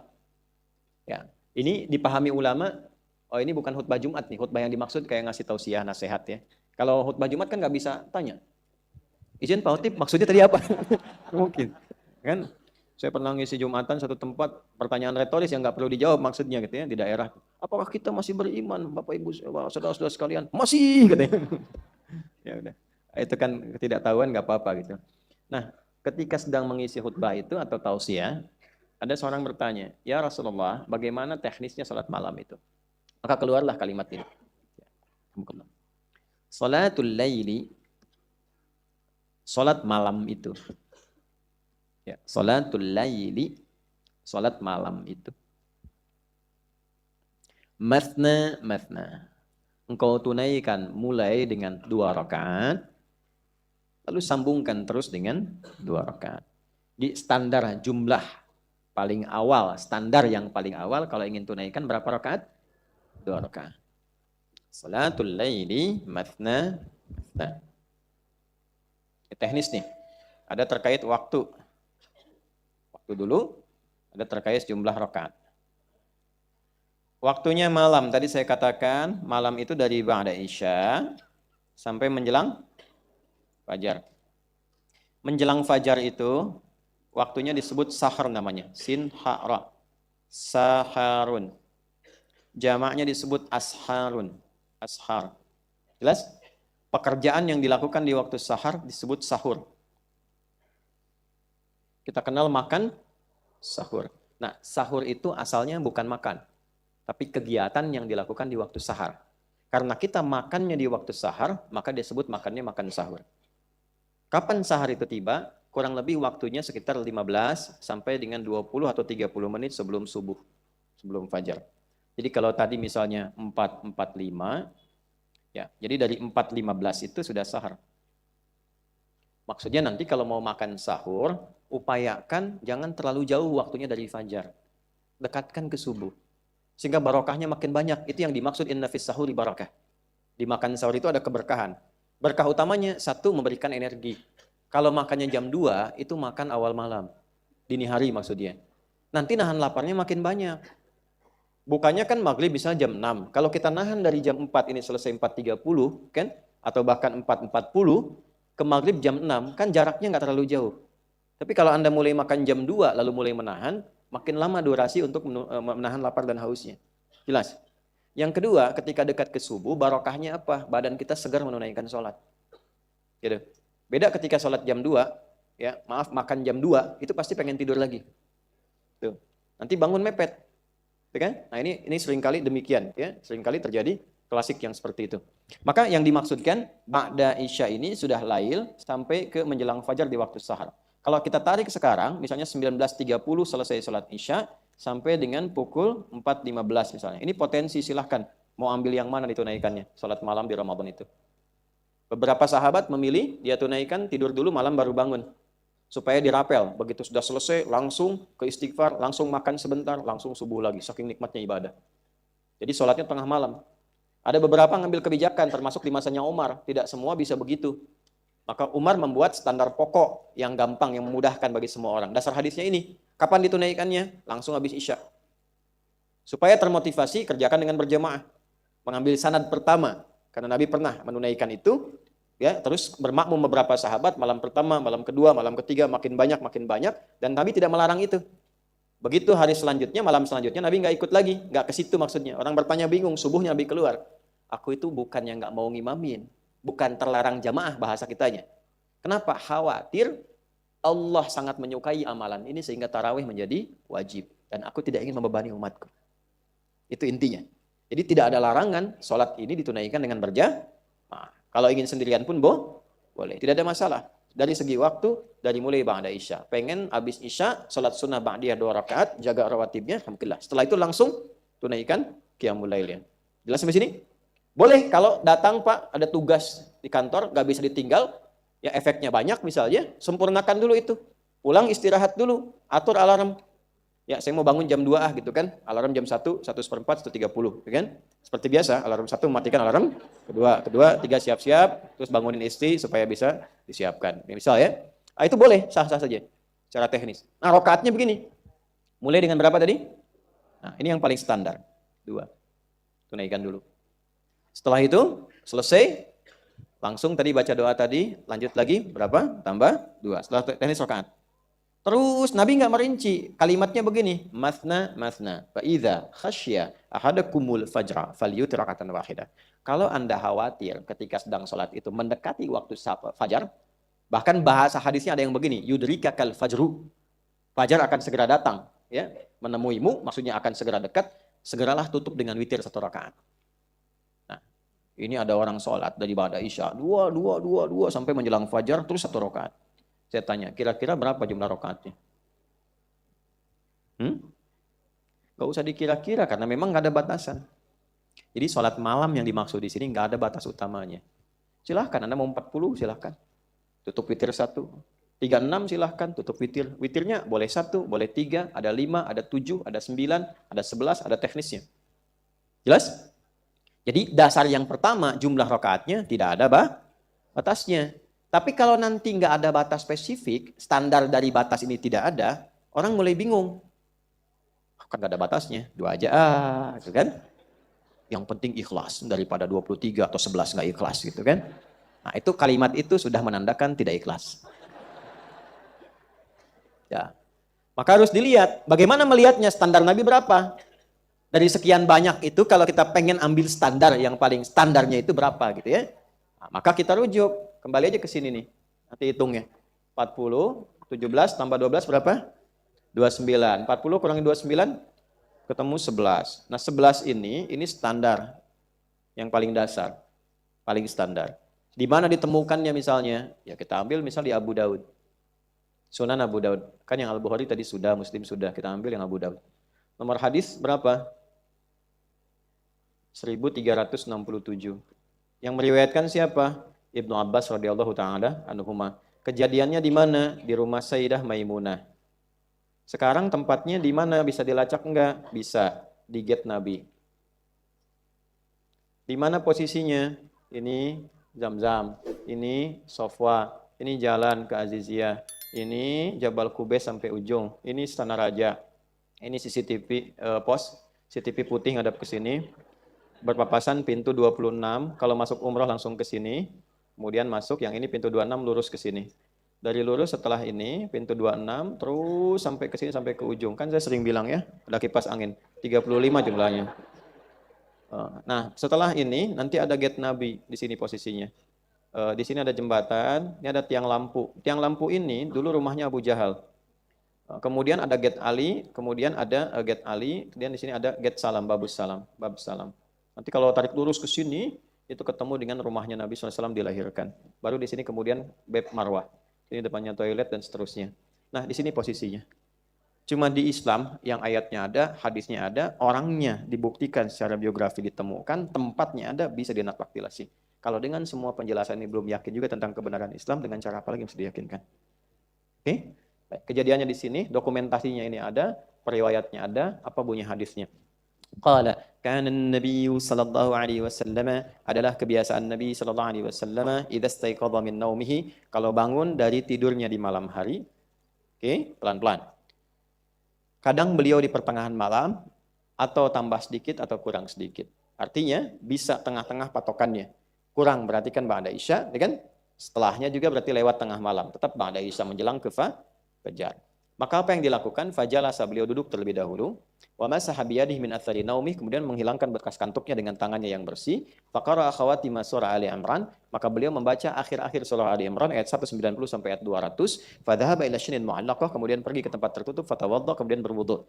Riwayat tambahan di Al-Bukhari disampaikan dari Jundub bin Junadah atau yang dikenal dengan Abu Dzar Al-Ghifari, ditambahkan dengan sahabat yang utama juga, Mu'adz bin Jabal radhiyallahu taala anhuma jami'an. Nabi mengatakan, alhamdulillahilladzi ahyana ba'dama amatana wa ilaihin sure. Kemudian di dalam tempat tertutup itu, kalau kita tempat wudhu, ada juga toilet, ya. Kalau mandi, kalau kemudian berjinabat, fatawaddo, beliau berwudhu. Setelah itu, nah ini persiapan menunaikan sholat. Maka aku berdiri di belakang Nabi dan Nabi menarik aku kemudian untuk sejajar dengannya. Ini menandakan kalau imam itu satu, kemudian makmumnya satu, maka makmum boleh sejajar dengan imam. Cuma posisi makmum di sebelah kanan. Jelas sampai sini? Baik. Lebih sedikit juga boleh berjarak. Jelas ya, nanti kalau menambah tinggal ke belakang. Nah, hadis ini itu satu rangkaian yang sering terjadi itu, sebagian dipotong, yang lain gak dijelaskan. Ya persis kayak ayat ini, inna sholata tanha. Nah, hafal tengahnya, awalnya tidak. Nah, persis begitu. Nah, itu belum selesai hadisnya. Kemudian Nabi sholat 2 rakaat untuk pemanasan. Khafifatin namanya, warming up. Belum masuk ke sini. Jadi ada sholat untuk pembuka supaya satu, menyelaraskan raga kita. Supaya terbiasa darah enak mengalir sebelum ditunaikan sholat ininya. Namanya khafifatin. Jumlah rakaatnya 2 rakaat, tidak membaca iftitah, langsung Al-Fatihah, tidak pakai surat yang lain. Allahu Akbar. A'udzubillahi minasyaitonirrajim. Bismillahirrahmanirrahim. Alhamdulillahi rabbil alamin. Terus sampai waladdallin. Amin, langsung rukuk. Demikian rakaat kedua, salam. Itu khafifatin, 2 rakaat yang ringan. Jelas? Maka setelah itu memulailah beliau kemudian sholat. Berapa ditunaikannya? Sholli rakaatain, sholatlah 2 rakaat. Tsumma yusolli rakaatain, kemudian 2, kemudian 2, kemudian 2, kemudian 2. Tsumma yutiru wahidah, kemudian 1. 1, 2, 3, 4, 5 kali 2, 10 plus 1 berapa? 11. Nah ini yang standarnya. Yang menyaksikan keluarga terdekat Nabi adalah Ibnu Abbas radhiyallahu taala anhuma. Jelas sampai sini? Baik. Oke, ada lagi bisa pola 11 ini dengan menggunakan pendekatan 4-4-3. Ya, nggak ada kaitan dengan formulasi Pep Guardiola membawa Manchester City, tidak ada hubungan, ataupun kepindahan Mbappe ke Real Madrid, tidak ada. 4-4-3 yang dimaksudkan di sini di Al-Bukhari nomor hadis 2010, ketika beberapa sahabat bertanya pada Sayyidah Aisyah radhiyallahu taala anha tentang sifat salat malamnya Nabi. Maka dijawab oleh beliau, la tas'al an tulihinna wa husnihinna. Jangan tanya tentang panjang dan bagusnya salat beliau. Yusalli arba'an, thumma yusalli arba'an, thumma yusalli talatah. Beliau salat 4 rakaat, kemudian 4, kemudian 3. 4 tambah 4 tambah 3 berapa? 11. Walaupun di sini ada khilaf sedikit. Khilafnya apa? Khilaf itu perbedaan pendapat. Bukan khilaf bahasa kita yang lupa. Saya khilaf, maafkan saya gitu ya. Itu khilaf itu beda pendapat. Ulama ada yang menilai begini, ini yang dimaksud salat witir. Witir bagian paling panjang. Karena witir itu bisa 1, 3, 5, 7, 9, 11. Itu ada teknisnya. Ya, kalau 1 langsung, kalau 3 nanti ada yang membagi kepada 2 bagian. Tapi keduanya, yang 2 disebut syafa, genapnya. Yang 1 nanti baru witirnya. Ya, kalau 5 itu mesti disambung sampai selesai. Ya, kalau 7 itu bisa berhenti sampai 6 baru 1. Kalau 9 demikian, berhenti 8 baru 1. 11 bisa 4, kemudian 3. Paham sampai sini?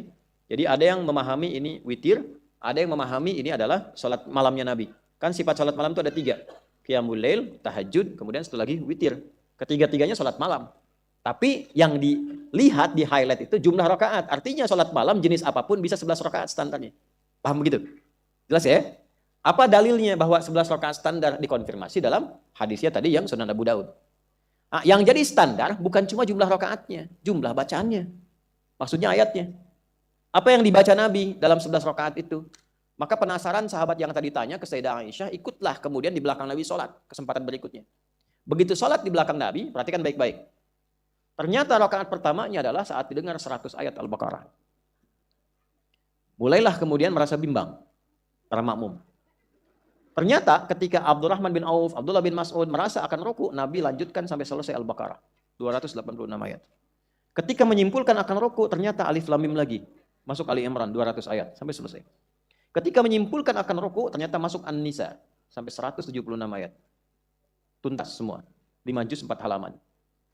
Pantasan kakinya sampai bengkak-bengkak gitu kan. Padahal seorang nabi yang luar biasa dan santai. Afala akunu abdan syakur. Apa enggak boleh aku menjadi hamba yang bersyukur? Seorang nabi, rasul, ya tingkat paling tinggi dipuji Allah, salatnya 1 rakaatnya 5 juz 4 halaman. Maka sahabat ini besoknya tidak ikutan lagi. Semuanya menyimpulkan nggak bisa ini. Ini yang pakai dhammah susah diikutin, rafa terlalu tinggi. Ya, terlalu banyak, terlalu tinggi. Ya, maka mulai berpencar tuh. Ya, ya kita kan umat yang termasuk demikian itu kan. Ya, tapi tetap ikhlas dalam menunaikan. Buktinya bacanya surat Al-Ikhlas. Nah, jadi standarnya 5 juz 4 halaman. 1 rakaat. Ya. Rakaat pertama, nanti setelah itu makin ringan, makin turun, bukan makin banyak. Sifatnya makin turun. Rakaat keduanya 4 juz, tiganya 3 juz, dan seterusnya. Terus turun. Jadi awalnya diperlama dulu, mumpung masih bisa kuat berdiri semangatnya. Diperbanyak, sifatnya begitu. Nah, berapa rakaat tadi jumlah totalnya? 11 kan? Nah, bukan 11 kali 5, bukan. Ngitungnya bukan begini. Rakaat pertama 5 juz, kedua turun 4 juz, tiga turun berapa, lebih ringan lagi. Itu belum apa-apa. Yang paling luar biasa itu ketika ruku, lama rukunya sama dengan lama berdirinya. Ayo ikutin. Gitu kan? Nah, akhirnya apa yang terjadi? Eranya Abu Bakar, masih banyak yang bisa bertahan. Tapi begitu masuk era Umar, Umar melihat, ini sudah perluasan Islam udah kemana-mana. Persia udah Muslim. Nyebrang udah ke Afrika. Udah luas. Dan semakin meluas, karakteristik umat Islam semakin beda-beda. Apalagi ketika akan mendekati tanda kiamat. Taat semakin menurun, maksiat semakin banyak. Ya, apalagi nanti kalau kita ngaji hadis lebih dalam, ada sifat online dalam hadis Nabi. Tandanya taqarrubul aswaq, terjadi percepatan digital saat pasar itu mudah diakses. Dulu berangkat ke pasar pakai ojek, ya, atau pakai motor, pakai mobil, angkot, sekarang klik datang kan? Itu di hadisnya ada. Ada. Taqarrubuz zaman, waktu terasa cepat. Setahun kayak sebulan, sebulan kayak sepekan, sepekan kayak sehari. Dan saat itu terjadi banyak manipulasinya. Yantasyirul kadzib dan tasyirul fitan. Fitnahnya banyak, manipulasinya banyak, dan rata-rata serba online. Dulu judinya offline, sekarang judinya online. Bahkan Zeus ikutan judi sekarang. Itu ya. Saya tuh kalau ke pesantren pas di jalanan suka bingung, ini kenapa Spider-Man ikutan minta-minta gitu. Sekarang ada Transformer minta-minta di jalan, ya, udah macam-macam ininya. Yang saya maksudkan adalah masa serba berubah sehingga ketahanan untuk ibadah itu menurun. Kemampuan untuk berdiri di belakang imam. Kalau mau cek boleh malam pertama saya imamin 5 juz. Misal gitu kan. Untuk ngecek aja kira-kira begitu saya nengok berapa yang bisa gitu kan. Nah, di masa Umar itu udah kepikiran. Karena itu Umar berpikir cerdas. Jenius. Lihat hadis pertama. Berapa standarnya? 2. Lalu berapa? 2. Ada batas nggak? Nggak ada batas. Umar berpikir gimana caranya bacaannya, kualitasnya tetap sama, tapi berdirinya terasa ringan. Akhirnya dari 11, setiap 1 rakaat dibagi 2 oleh Umar. Antum di situ aja. Enggak usah. Biar saya dihisapnya enak gitu.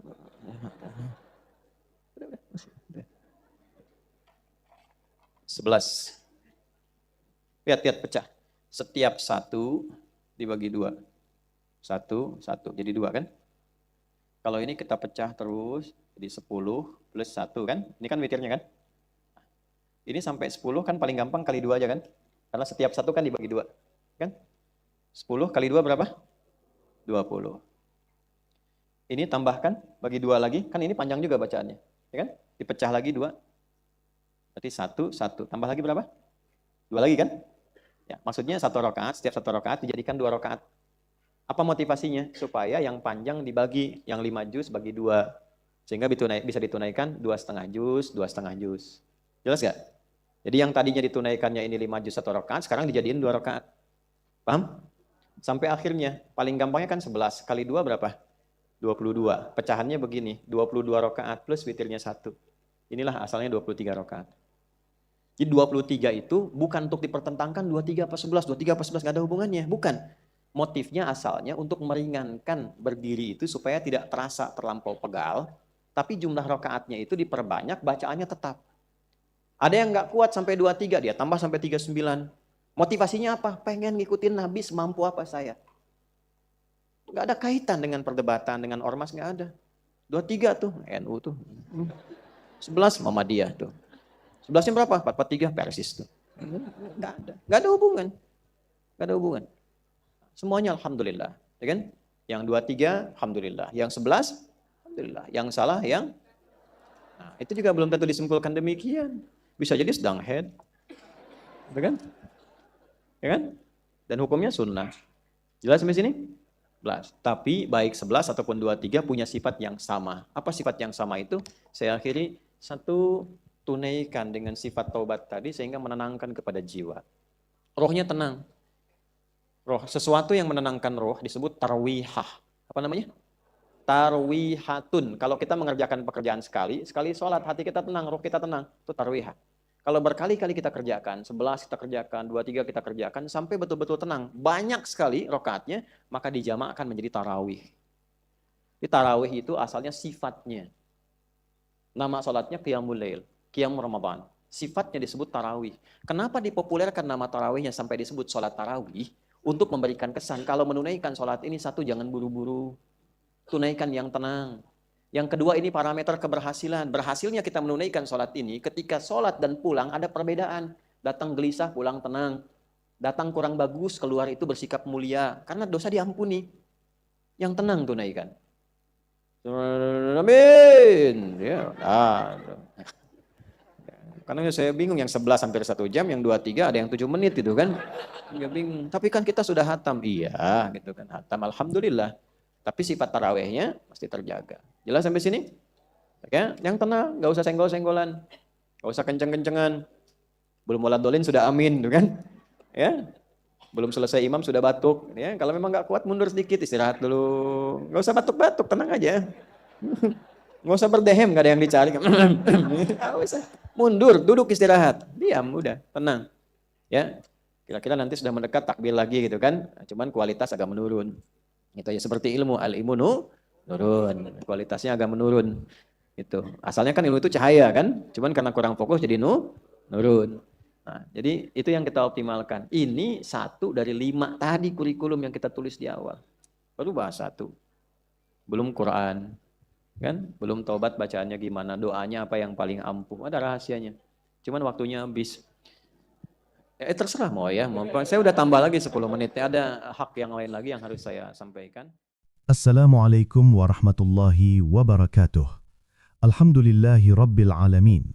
Segala puji hanya milik Allah subhanahu wa ta'ala, zat yang telah melimpahkan nikmat iman, nikmat Islam, serta kesempatan kepada kita untuk menyimak kajian yang penuh ilmu, hikmah, dan keberkahan ini.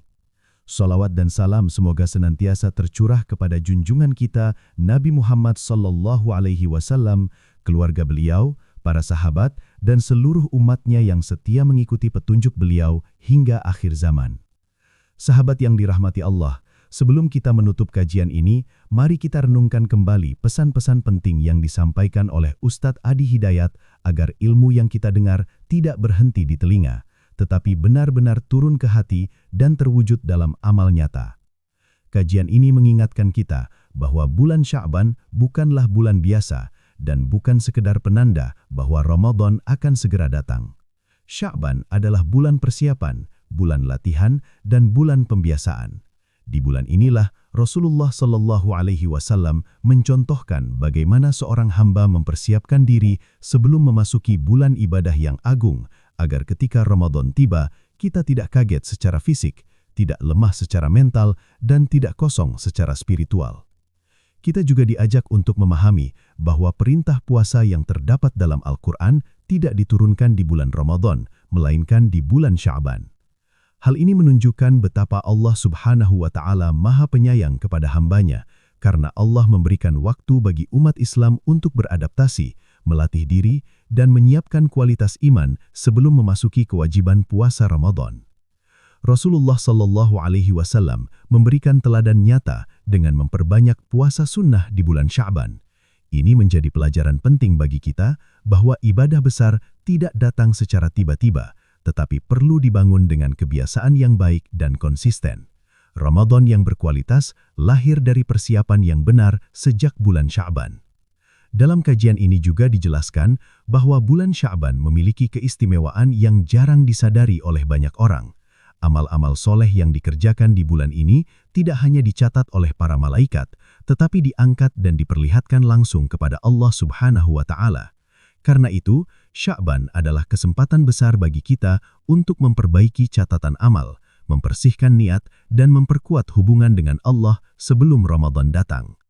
Ustadz Adi Hidayat juga menekankan bahwa kedekatan seseorang dengan Al-Quran harus melahirkan perubahan dalam dirinya. Al-Quran bukan hanya untuk dibaca atau dihafalkan, tetapi untuk membentuk akhlak, melembutkan hati, dan memperbaiki perilaku. Orang yang benar-benar dekat dengan Al-Quran akan terlihat dari sikapnya yang semakin tenang, ucapannya yang semakin terjaga, dan perbuatannya yang semakin baik. Ramadan kemudian hadir sebagai sarana besar untuk meningkatkan kualitas iman. Ada iman yang lemah, ada iman yang biasa, dan ada iman yang kuat. Puasa dan ibadah Ramadan ditetapkan oleh Allah Subhanahu wa Ta'ala agar iman yang lemah menjadi kuat, iman yang biasa menjadi lebih dekat, dan iman yang sudah kuat menjadi semakin lekat dengan Allah. Inilah tujuan besar dari ibadah puasa Ramadan. Agar Ramadan tidak berlalu tanpa arah dan target, Rasulullah Shallallahu Alaihi Wasallam telah mengajarkan kurikulum ibadah yang jelas. Di dalamnya terdapat peningkatan sholat, memperbanyak interaksi dengan Al-Quran, memperluas sedekah, memperbanyak doa, dan memperdalam taubat. Semua ini perlu dipersiapkan sejak Sya'ban, agar ketika Ramadan tiba, kita sudah memiliki ritme ibadah yang teratur dan terarah. Puncak dari seluruh rangkaian ibadah Ramadan adalah sholat malam Ramadan. Sholat yang dikerjakan di malam hari dengan iman dan keikhlasan ini memiliki keutamaan yang sangat besar. Rasulullah Shallallahu Alaihi Wasallam menjelaskan bahwa siapapun yang menegakkan sholat malam Ramadan dengan iman dan penuh pengharapan kepada Allah, maka Allah Subhanahu wa Ta'ala akan mengampuni dosa-dosanya yang telah lalu dan membuka jalan menuju kemuliaan Lailatul Qadar. Semoga kajian ini menjadi pengingat bagi kita semua bahwa Ramadan adalah kesempatan emas yang tidak boleh disia-siakan. Semoga Allah Subhanahu wa Ta'ala memberikan kita umur panjang, kesehatan, dan kekuatan untuk menyambut Ramadan dengan persiapan terbaik dan menjalankannya dengan amal yang terbaik pula. Jika video ini dirasakan bermanfaat, jangan lupa untuk menekan tombol like sebagai dukungan, membagikannya kepada keluarga dan sahabat agar manfaatnya semakin luas, serta subscribe channel ini agar tidak ketinggalan kajian Islam yang penuh ilmu dan keberkahan di waktu-waktu mendatang. Dan mari kita luangkan sejenak untuk mendoakan Ustadz Adi Hidayat di kolom komentar. Semoga Allah Subhanahu wa Ta'ala menjaga beliau, memberikan kesehatan, kekuatan, keistiqomahan, serta melipat gandakan pahala atas ilmu yang beliau sampaikan dan diamalkan oleh umat.